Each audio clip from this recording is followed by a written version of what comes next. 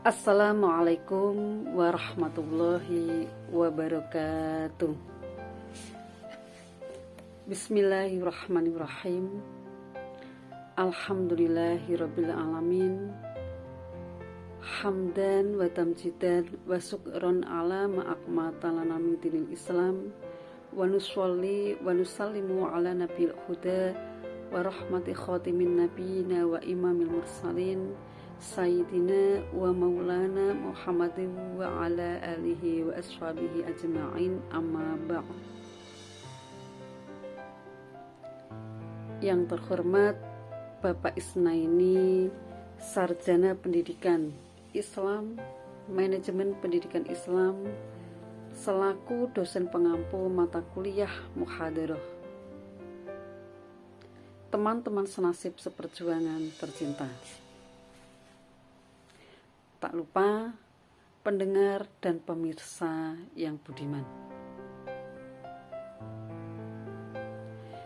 Puji syukur kehadirat Allah Subhanahu wa Ta'ala yang telah memberikan beberapa kenikmatan, khususnya nikmat iman dan Islam. Shalawat serta salam semoga selalu tercurah kepada Nabi Muhammad SAW, dan semoga syafaat beliau senantiasa mengalir kepada kita semua. Amin, amin, ya rabbal alamin. Muslimin, muslimat, rahimakumullah. Jumpa lagi dengan saya, Sri Kustiani, mahasiswa Undaris Ungaran, dalam acara yang berbeda dengan acara sebelumnya, yaitu belajar berpidato untuk memenuhi tugas UAS semester 5. Pada kesempatan ini, saya akan menyampaikan tentang etika dalam menggunakan media sosial, yang saat ini sudah menjadi salah satu kebutuhan masyarakat dunia, tak terkecuali Indonesia. Berbagai informasi terus berseliweran di media sosial, dari informasi tentang curhatan diri sampai informasi tentang bagaimana caranya mengaktualisasikan diri, entah itu beasiswa, prestasi, konferensi, dan sebagainya. Oleh karena itu, kita harus meningkatkan ketakwaan kepada Allah Subhanahu wa Ta'ala dengan senantiasa mewaspadai dan menjauhi segala yang dilarang oleh Allah Subhanahu wa Ta'ala. Di antaranya adalah kehati-hatian untuk tidak terpengaruh pemberitaan atau informasi yang tidak benar dan menyeret kepada lembah dosa.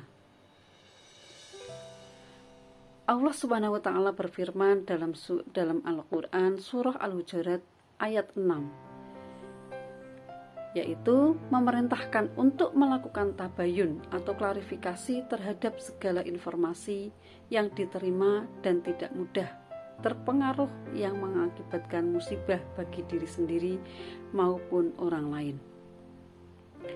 Bismillahirrahmanirrahim. Ya ayyuhalladzina amanu in ja'akum fasiqun binaba'in fatabayyanu an tusribu qauman bijahalatin fatusbihu ala ma fa'altum nadimin. Yang artinya, hai orang-orang yang beriman, jika datang kepadamu orang fasik membawa suatu berita, maka periksalah dengan teliti, agar kamu tidak menimpakan suatu musibah kepada kaum tanpa mengetahui keadaannya yang menyebabkan kamu menyesal atas perbuatanmu itu. Muslimin, muslimat, rahimakumullah. Ada kalimat bijak yang mengatakan bahwa dulu orang yang berpengetahuan adalah orang yang memiliki banyak informasi. Tapi sekarang orang yang berpengetahuan adalah orang yang mampu menyaring banyak informasi. Jika kita renungkan, kalimat tersebut sangat relevan sekali dengan kondisi di era digital saat ini, di mana arus informasi mengalir sangat dengan deras silih berganti. Dengan sangat mudah menemukan jutaan informasi hanya dengan menggunakan peralatan ini, yakni benda kecil yang mudah digenggam, diraba, dibelai. Dialah handphone.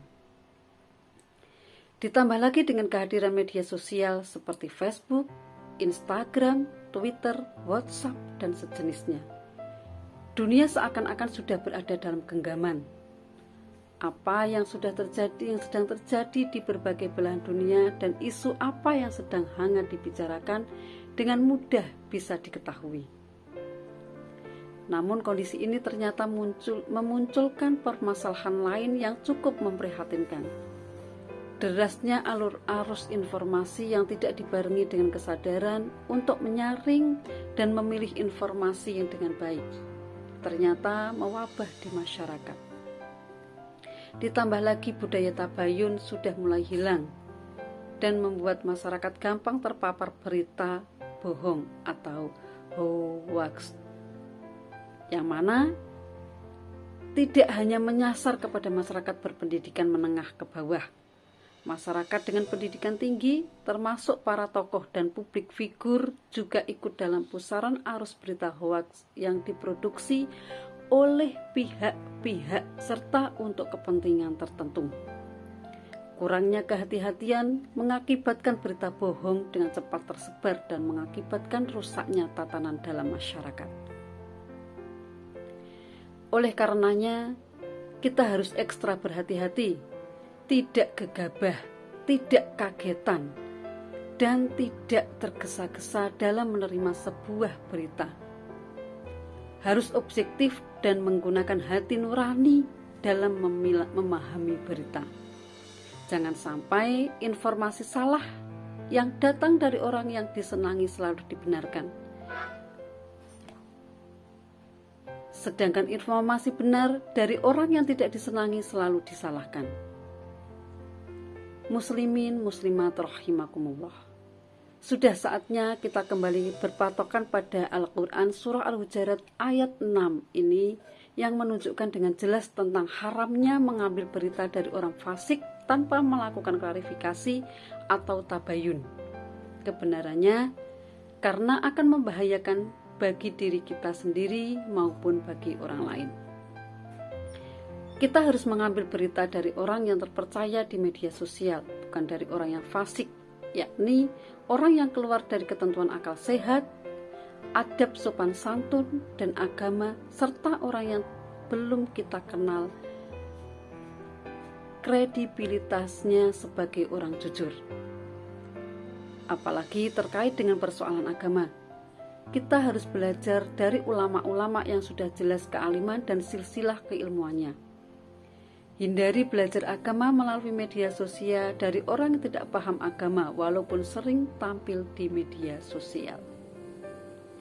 Muslimin muslimat rahimakumullah, marilah kita kedepankan tindakan dan etika yang baik dalam bermedia sosial dengan tidak memperkeruh suasana dan lebih selektif lagi dalam menerima berita atau konten di media sosial. Hendaknya tidak langsung mempercayai dan membagi-bagikan berita yang belum jelas kebenarannya. Saring sebelum sharing. Posting hal-hal penting, jangan yang penting posting. Teliti dan pahami terlebih dahulu, karena jika tidak berhati-hati bisa jadi akan menjadi orang yang berdosa dengan menjadi penyebar dosa. Cerdaslah dalam bermedia sosial.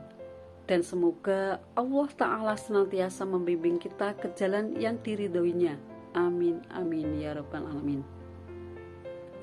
Demikianlah yang dapat saya sampaikan. Kurang dan lebihnya mohon dimaklumi dan dimaafkan. Billahi taufik wal hidayah. Wassalamualaikum warahmatullahi wabarakatuh.